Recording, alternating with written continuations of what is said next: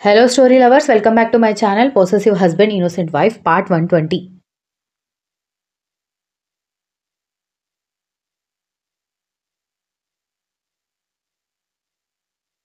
అందుకే పెళ్ళని చెప్తే వినాలి. సైలెంట్‌గా ఫాలో అయిపోవాలి. మా డ్యాడీ అలా చేస్తున్నాడు కాబట్టి, మా మమ్మీ, మా డ్యాడీ ఎన్ని సంవత్సరాలు అయినా ఇంకా కలిసి ఉంటున్నారు కాబట్టి, నువ్వు కూడా ఫాలో అయిపోయావయ్యా వరుణదేవ అని ధాత్రి కన్ను కొట్టి మరీ చెప్పడంతో, వరుణ్ నవ్వుతూ అలాగే ఫాలో అవుతానులే. పద ఇంక రూమ్‌కి వెళ్దామా అనగానే, అప్పుడేనా ఇంకా తినాల్సినవి, తిరగాల్సినవి చాలా ఉన్నాయి అనగానే, అమ్మ ధాత్రి పాప మనం వచ్చింది హనీమూన్‌కి.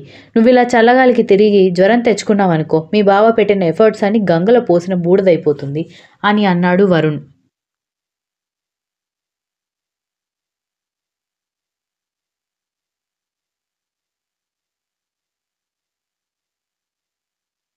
ధాత్రి కళ్ళు తిప్పుతూ అతని వైపు చూస్తుంటే, ఏంటలా చూస్తున్నావని అడిగేసరికి, ఈ భయం, ఈ కంగారు మా బావ డబ్బులు వేస్ట్ అయిపోతాయనా? లేకపోతే అయ్యగారికి ఛాన్స్ లేకుండా పోతుందనా? అనగానే 2 కారణాలు. ఇంత దూరం వచ్చి ఇలా జ్వరం తెచ్చుకుని ఇండియాకి వెళ్తే ఏం బావుంటుంది? చెప్పు అని అన్నాడు వరుణ్.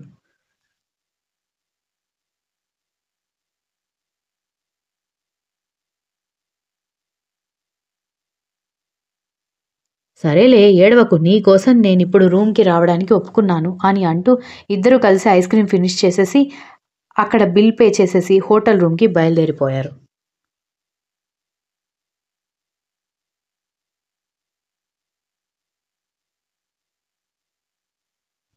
సాయంత్రం మిల్క్ షేక్ తాగిన తర్వాత టీవీలో సీరియల్ చూస్తున్న దక్ష దగ్గరకొచ్చి, ఏంటి ఇంకా ఇలాగే కూర్చున్నావు పద అనగానే, ఎక్కడికి అని అయోమయంగా అడుగుతూ ఉంటే, డాక్టర్ చెప్పింది మర్చిపోయావా? సాయంత్రం మార్నింగ్ 30 మినిట్స్ వాకింగ్ చేయమని చెప్పింది కదా!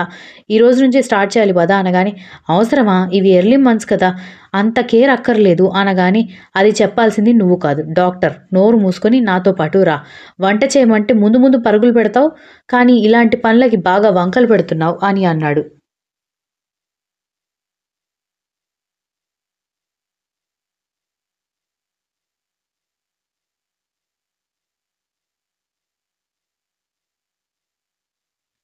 ఆమె మూతి ముడుచుకొని తప్పదా అని అడిగేసరికి తప్పదు. పద 30 మినిట్స్ వాకింగ్ కూడా కష్టం అంటే ఎలా చెప్పు?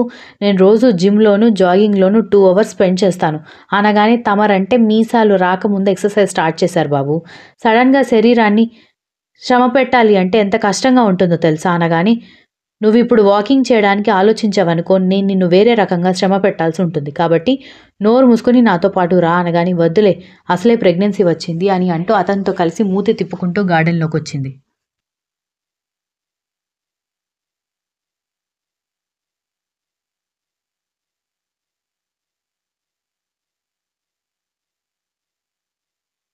ఇద్దరూ కలిసి అటూ ఇటూ వాకింగ్ చేస్తుంటే కర్ణ తనొక హెడ్‌ఫోన్ పెట్టుకొని మరొక హెడ్‌ఫోన్ దక్ష చెవిలో పెట్టి మ్యూజిక్ ఎంజాయ్ చేస్తూ వాకింగ్ చెయి. నీకు పెద్దగా శ్రమగా అనిపించదు అనగానే సరే అని అంటూ వాకింగ్ చేస్తూ ఉండిపోయింది. నిజంగానే 30 మినిట్స్ వాకింగ్ పెద్దగా శ్రమగా అనిపించలేదు కానీ మొదటిసారి కంటిన్యూయస్‌గా వాకింగ్ అయ్యేసరికి కొంచెం మోకాళ్ళు నొప్పులుగా అనిపించడంతో రోజు అలవాటు చేసుకోవాలని అనుకుని గార్డెన్‌లోనే ఉన్న చైర్‌లో ఇద్దరు కూర్చుంటే, ఇదిగో నువ్వడిగిన మిర్చి బజ్జీ. ఇదిగోరా నీకు ఫ్రూట్ సలాడ్ అంటూ బామ్మ తీసుకుని రావడంతో దక్ష ఆత్రంగా ఆ ప్లేట్ తీసుకుంటూ ఉంటే అదొక్కసారిగా లాక్కున్నాడు కర్ణ.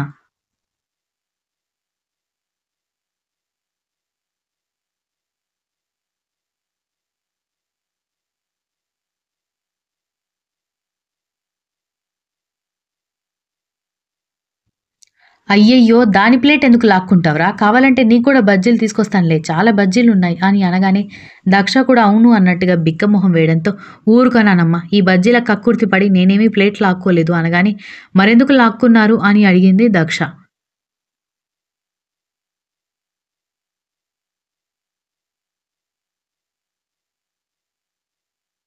ఇందాకే ఈవినింగ్ నేను ఆఫీస్ నుంచొచ్చాక ఏం తిన్నావు అనగానే క్యాలీఫ్లవర్ పకోడీ అని నవ్వుతూ చెప్పడంతో 2 గంటలు కంప్లీట్ కాకుండానే మళ్ళీ బజ్జీలు తింటున్నావు. ఇంతలో ఆయిల్‌లో ఫ్రై అవుతున్న ఫుడ్స్ తీసుకోకూడదు. చాలా ప్రాబ్లమ్ అవుతుంది. బేబీ వెయిట్‌తో పాటు నువ్వు కూడా హెల్తీగా పెరగాల్సిన వెయిట్ కాస్త ఓవర్ వెయిట్ అయిపోయింద అనుకో, అప్పుడు మళ్ళీ బేబీ వెయిట్ తగ్గకుండా మదర్ వెయిట్ తగ్గించమంటారు. ఏం చేద్దాం అప్పుడు అనగానే, ఒరేయ్ నువ్వు మరీ అతి చేయకురా. అదెంత తింటుంది దాని మొహం. తినమని, తింటానని ఆశకి చేయమంటుంది గానీ 2, 3 కంటే ఎగువ తినదు. ఇందాక పెట్టిన చిన్న కాలీఫ్లవర్ పకోడీ కూడా సగం తిని సగం అలాగే వదిలేసింది అంది.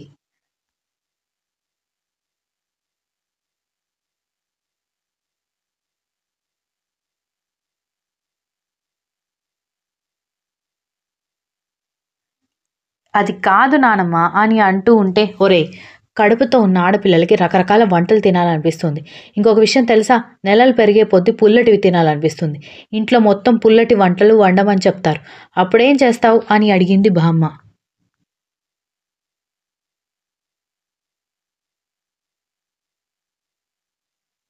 నానమ్మ దానికి దీనికి సంబంధం ఏంటి? అనగానే సంబంధం ఉందిరా!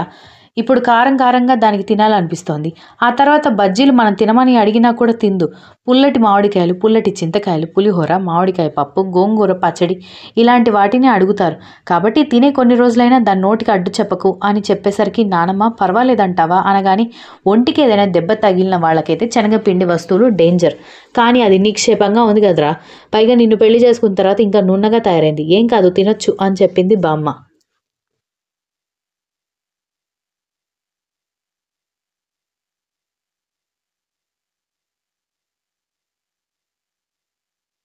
సరే ఎలాగైనా బామ్మ, మనవరాలిద్దరూ కలిసి ఫుడ్ తినడానికి నన్నొప్పించాలని ఫిక్స్ అయిపోయారు. ఇక నేను మాత్రం ఏం చేస్తాను అని అంటూ ఆ ప్లేట్ దక్షకివ్వడంతో థాంక్స్ అమ్మమ్మ అని విశాలాక్షమ్మ బుగ్గ మీద ముద్దు పెట్టింది దక్ష.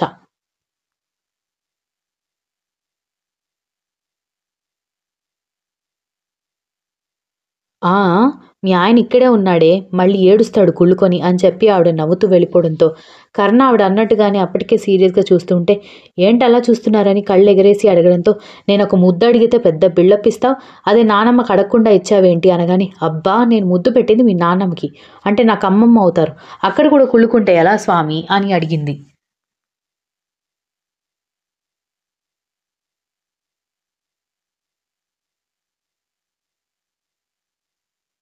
కర్ణ చిరాకుగా మొహం తిప్పుకోవడంతో సరే అయితే మీకు కూడా ముద్దు పెడితే కోపం పోతుందా అనగానే నానమ్మకి పెట్టినట్టు బుగ్గ మీద మాత్రం పెట్టకూడదు అనగానే సరేలే మీకెక్కడ పెడితే ఇష్టమో నాకు కూడా తెలుసు అని దక్ష కోపంగా అంటూ లేచి నిలబడి అతని దగ్గరికి వెళ్ళి అతని పెదాలకి ముద్దు పెట్టడంతో ఆమె నడుము చుట్టూ చేవేసి దగ్గరికి లాక్కోవడంతో ఏం చేస్తున్నారు పని వాళ్ళందరూ ఇంట్లోనే ఉన్నారు వదలండి అని అంటూ అతన్ని వదిలించుకొని వెళ్ళి తన చైర్లో కూర్చుంది.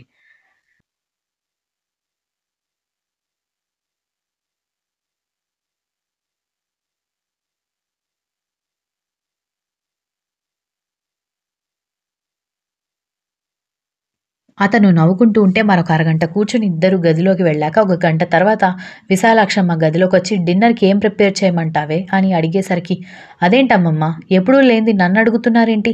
ఎప్పుడు మావయ్య గారికి మీ మనవడికి ఇష్టమైన వంటలే కదా మీరు అత్తయ్య చేసేది. నేను కూడా అవే చేస్తాను అనగానే నిన్నటి వరకు వేరు. ఈరోజు వేరు. ఈ రోజు నుంచి నీకు నచ్చిన వంటలే ఇంట్లో చేస్తాను అనగానే కర్ణ ఒక లుక్ ఇవ్వడంతో ఏంట్రా ఆ లుక్కు? నీ పెళ్ళాం నీకు పుట్టే బిడ్డ ఆరోగ్యంగా ఉండాలంటే దానికేది నచ్చితే అదే వంట చేయాలని అంది ఆవిడ.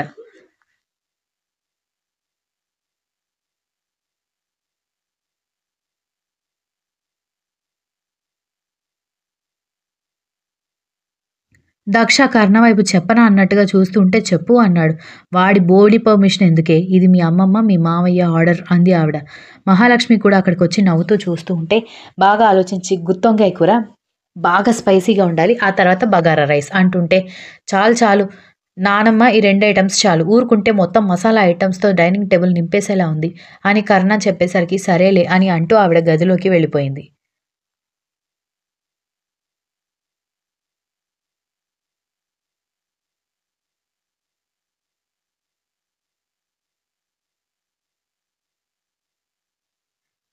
మహాలక్ష్మి ఉప్పు, ఎండుమిరపకాయలు తీసుకుని రావడంతో అత్తయ్య మీరు మర్చిపోయి కిచెన్‌లో వాడాల్సిన వస్తువులు తీసుకుని రూమ్‌లోకొచ్చారని కర్ణ అనగానే మహాలక్ష్మి నవ్వుకుంటూ అదేం లేదు బాబు దిష్టి తీయాలని వచ్చా అనగానే కర్ణ ఎవరికి దిష్టి అని అడిగాడు. ఇంకెవరికి దీనికే అంటూ దక్షిణ చూపించడంతో తనకి ఇంట్లో ఎవరు దిష్టి పెడతారు అన్నాడు.